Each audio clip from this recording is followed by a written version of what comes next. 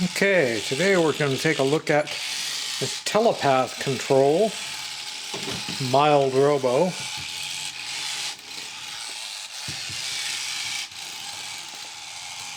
So basically you can see what's going on here is I have this remote, and anytime I push the button it will go forward, and if you're not pushing the button then it turns in reverse.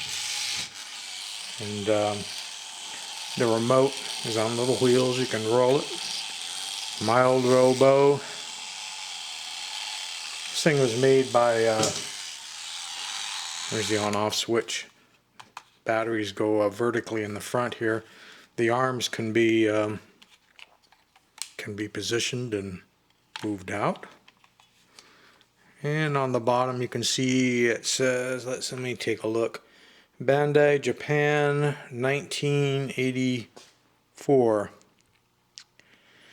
These kind of things, these mild robos and love robots and stuff, they were kind of expensive at the time to collect because they weren't for sale in toy shops. It was specialty import shops, like if you had a Chinatown or Japantown or anything like that. Be the specialty shops that would import them. So you had to pay more. So it was like a real treat day when you would decide to pick one of these up because you're going, gee, I want to spend all that much money. It's not a vintage robot at the time. It was, you know, it's a vintage robot now, but at the time it was just a new robot, and you're going, wow, you know, in the $40 to $50 to $60 range, depending on which one of the toys you purchased. But it's not bad. The remote control one has a 9-volt battery. When you push this lever, it goes in that way, and like I say, that button right there controls its transmitter. And on this one, the batteries, as I stated before, go vertically down into the chest cavity like that. 40 megahertz. There's your steering wheel for when it's reversing.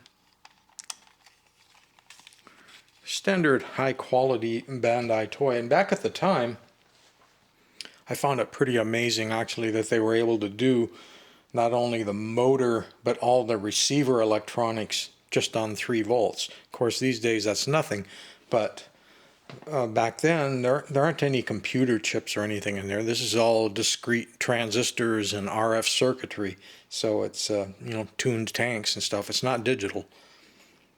So it was a pretty good trick to operate the entire thing off just 2 penlight batteries and have it be able to do the motor and the receiver electronics at the time. So there you have it, your Telepath control, mild Robo. One of the things I always liked about this box is here, where they're obviously trying to take a Japanese thought and turn it into American language and stuff.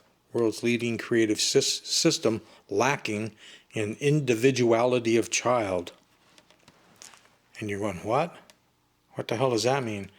I think what they're trying to say when they say lacking of individuality of child is that it's good for all children. It's so rather than saying it as a positive, it becomes a negative type thing. But I always loved that. Might even be one of the reasons why I purchased it.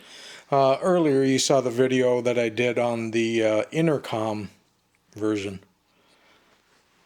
I think, let's take a walk over there. I know I did one when I was doing the communications type robots. You know, got all the lights off in here. You don't normally see it that way. Yeah, right. See down here it's the Love Talks, Love Bo-G bots. But these were intercoms, and I had them set up in the video that I did for them. And even with a ripped box, it was $40. So, gosh, here's another little one of the mild Robos. Maybe we should take that over and see if it'll go. And if it won't go, we'll find out if we can make it go. Although, this has to have a box. So maybe I'll save that and I'll try and find the box for it so I can do a whole presentation of the whole thing.